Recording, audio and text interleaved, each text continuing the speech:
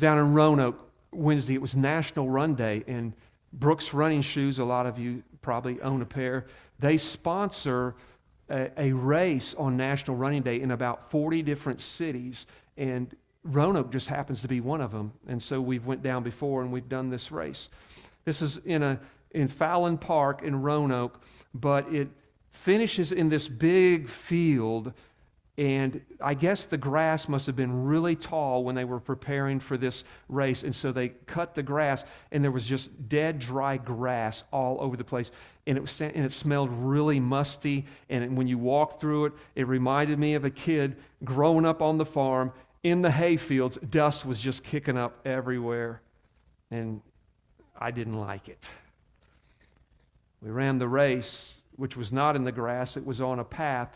But as we crested the hill, the last 200 yards was coming down through that meadow towards a finish line, and I was following other people. Shocking as it may sound, there were people in front of me, and the dust was flying, and I was kicking it into overdrive, and I was sucking that dust in. Man, it was just, I was piling it in there, and I crossed the finish line, and within minutes, I was coughing, and I began to cough, and because when I was a kid, I had asthma when I was a kid, I know what an asthma attack feels like, and those of you who have asthma, I know my wife battles that, you know what it's like when your throat and everything closes up, and you are fighting to try to get air in your lungs, and it just isn't happening.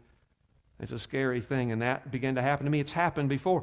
A couple years ago with Robert and Judy, we went and rode the Creeper Trail, and we went into this store afterwards of T-shirts and stuff, and there was a real strong musty odor in there, and there was something in the air, and it did that same thing to me. And so I text them, and I said, I'm going to the car.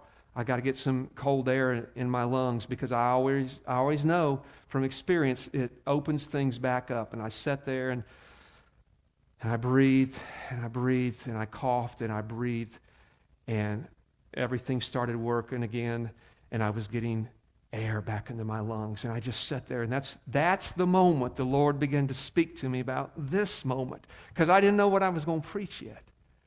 And the Spirit of God, within minutes, began to speak volumes, and He began to attach things in my heart and my mind about the breath of life, the Ruah.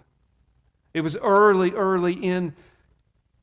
in the history of man. One of our oldest books that we actually have is the book of Job, because the Old Testament is not on any level in chronological order in places. Job is one of the oldest books, and even then, a man who had to be after Abraham, because we assume because he knew how to sacrifice, but it was before the tabernacle and the temple and all that. And the whole story it begins with him sacrificing. So historians try to put that in some kind of chronological place. They just say it's really, really old. The amazing thing is that even as early in creation as it was, Job had an understanding of the breath of God. Job 33:4, Job says, "The Spirit of God has made me, the breath of the Almighty gives me life."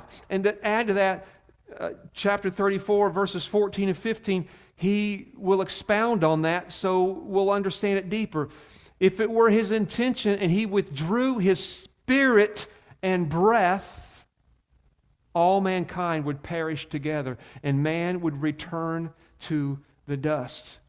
Job walks in a revelation far before his time when he begins to associate breath with the Spirit of God. Well, one of the concepts that clearly jumps off the page is the Ruah, the very breath of God, the breath of life. This thing that now it's all becoming synonymous with breath, air, wind, the Spirit of God, and it becomes a concept that God has given us in the natural to help us understand how it works in the spirit realm.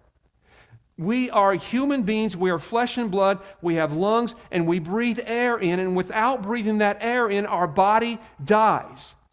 And so we understand through concepts and systems of God that God is trying to tell us something about the unseen part of who we are. the very soul of man that is energized and kept alive through the Spirit, that there's a process that is going on in the unseen realm, in the spirit realm, much like we see in the natural realm with that there's something like that God is wanting us to understand. That in the unseen realm, the soul is in fact taking something in. It's inhaling and exhaling. And that is what gives us life. It's what makes us well, or maybe what makes us sick.